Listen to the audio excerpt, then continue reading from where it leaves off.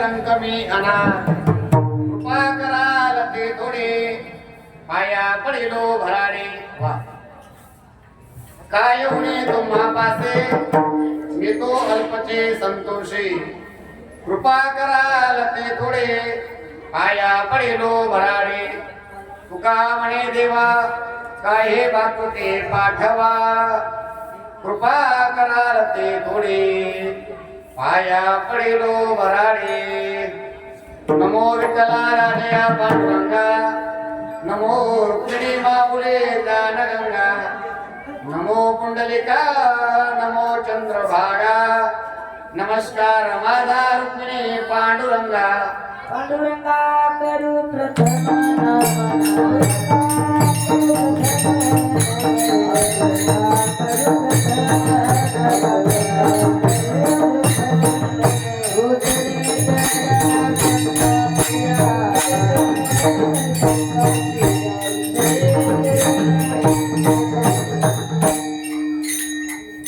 पांडुरंगा करो प्रथम नमन दुसरे चरण संतांच्या त्यांच्या कृपादाने कथेचा विस्तार आगाजे सद्गुरु दास तुका समचरण सरोजम सौनडेनाम वदागम जगणे तपाणी मंडनम मंडनानाम तरुण तुलसीमाला कंदनम कंजनेत्रम सदैधवलहासं विठ्ठलं चिन्तयामि अलङ्कापुरी रम्यसिंहासनस्थं पदं भोजते यच्च स्मृते प्रदेशं विदिन्द्राहि दैवे सदा स्वीयमानं समाधिस्थमृत्यं भजे ज्ञानदेवं ज्ञानेश्वरा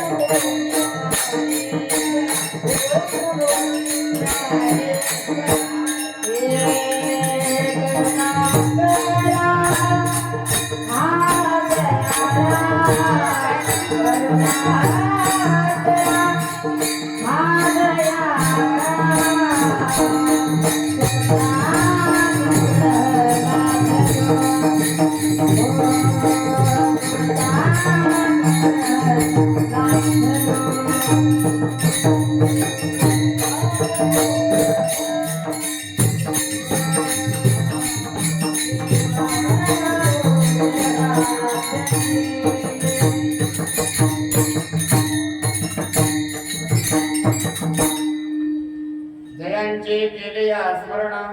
होय सकळ विद्यांचे ते निखरण हेच वंदो श्री चरण श्री गुरूंचे ते नमस्कारोणी आता नमो सद्गुरु तुकया ज्ञानदीपा नमो सद्गुरु सच्चिदानंद रूपा नमो सद्गुरु भक्त कल्याण मूर्ते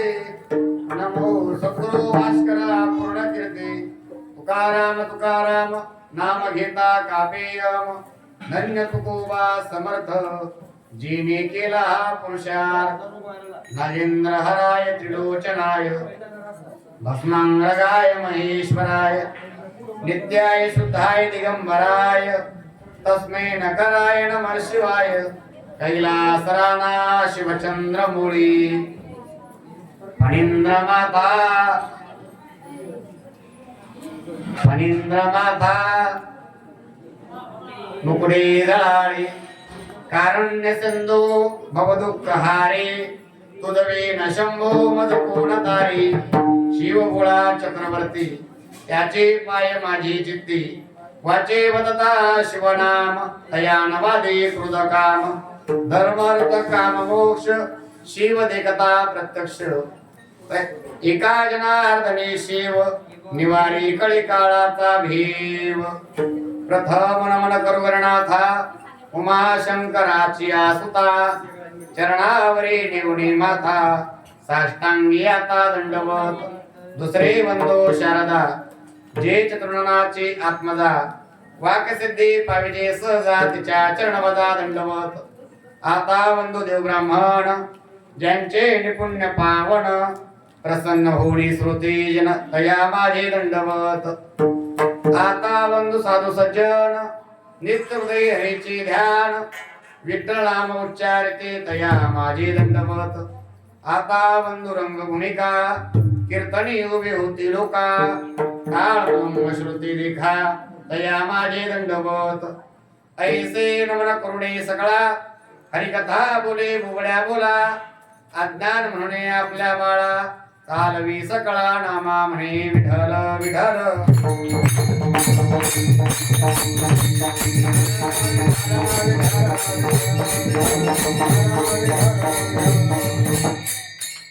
तुम्ही विश्वनाथ दीन रंग मी अनाथ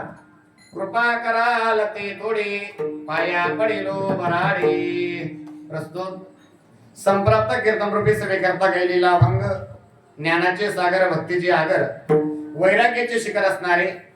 श्रीमंत ज्ञानवंत कृपावंत ज्या संतांच्या अभंगवाणीला वारकरी संप्रदायाच्या दृष्टीने किंबहुना वारकरी संप्रदायाच्या विचाराने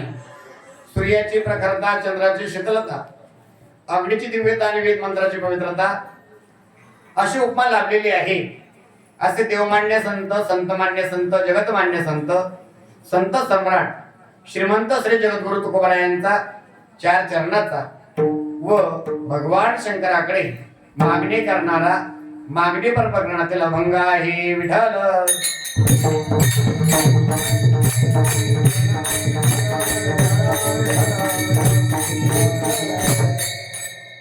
मायबाप या अभंगावर विवेचन करण्यापूर्वी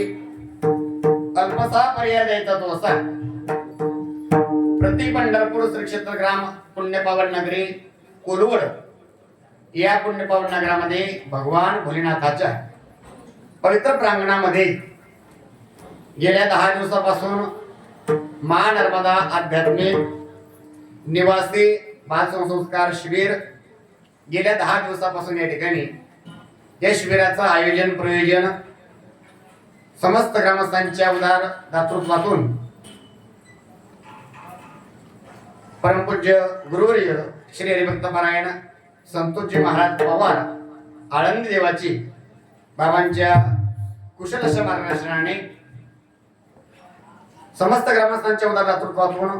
गेल्या 10 दिवसापासून या ठिकाणी या शिबिराचं आयोजन आणि या पवित्र भोलेनाथाच्या दरबारामध्ये 10 दिवसापासून रोज त्या ठिकाणी सकाळी प्रार्थना दुपारून मृदंग पावल्या टाळ चाली याचं प्रशिक्षण रोज संध्याकाळी हरिपाठानंतर त्या ठिकाणी भोजन महाप्रसाद आणि रोज रात्री त्या ठिकाणी हरिकीर्तन गेल्या 10 दिवसापासून आपण या ठिकाणी ही भगवंताची सेवा करत आहात आणि आज हे 10व्या दिवसाचं कीर्तन रूपी पुष्प वाक्पुष्प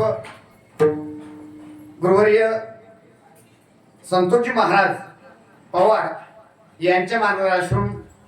माझ्यासारख्या पामराच्या वाटेवर आलेली सेवा विठ्ठल विठ्ठल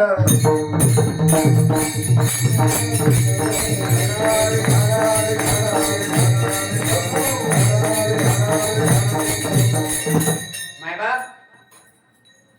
या वारकरी संप्रदायाचा जर आपण विचार करू गेलो तर हे वारकरी संप्रदायाचं व्यासपीठ एवढं उदात्त आहे. या संप्रदायाचा जर विचार केला तर या संप्रदायामध्ये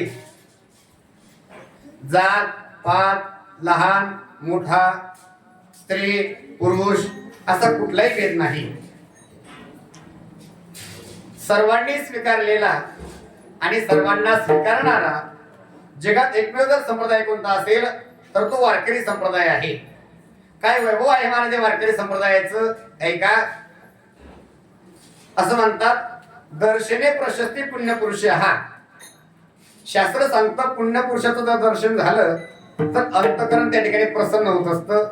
म्हणून महाराज या नगरीत आल्यानंतर या भोलेनाथाच्या दरबारात आल्यानंतर ज्या महात्म्याचं दर्शन त्या ठिकाणी होतं असे परमपूज्य प्रातस्मरणीय श्री साखरे बाबा. काय साधना आहे महाराज, जीवनात साधना आहे आणि ही साधना करून त्या ठिकाणी तपश्चर्या पूर्ण झाली, परिपूर्णता जीवनाला त्या ठिकाणी प्राप्त झाली. आज बाबांचं 96 वर्ष वय असताना सुद्धा रोज सकाळी 3:30 वाजता ब्रह्ममुहूर्तात उठायचं, स्नान करायचं, भगवान भोलेनाथाचा अभिषेक करायचा आणि जवळजवळ 7 वाजेपर्यंत त्या ठिकाणी भगवंताची उपासना पूजा अर्चा करायची. महाराज साधूचं जीवन कसं असतं, आम्ही त्या ठिकाणी साधू पाहायचं म्हटलं, आळंदीला जर गेलो तर त्या ठिकाणी गुरुवर्य मारुती बाबा कुरेकर यांच्याकडे पाहतो. आणि आमच्या परिसरात त्या ठिकाणी साधू जर पाहायचा असेल तर कोल्होड नदीनंतर त्या ठिकाणी साखरे बाबाकडे पाहतो. विठ्ठल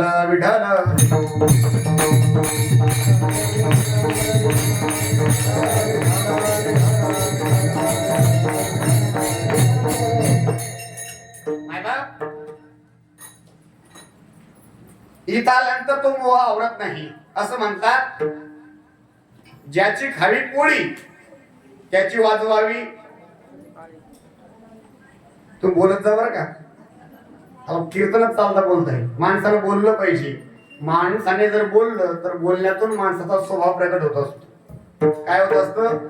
स्वभाव. या स्वभाव शब्दाचा अर्थ कधी पाहला का?